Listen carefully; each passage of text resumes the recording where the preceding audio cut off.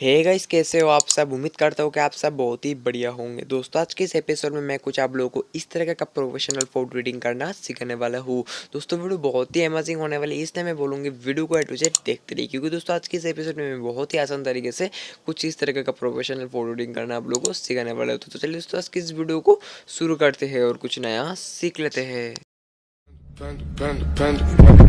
I got broads in Atlanta, just to throw me in the family. Credit cards and the scammers, hitting the licks in the band. Legacies, panda. I got broads in Atlanta, just to throw me.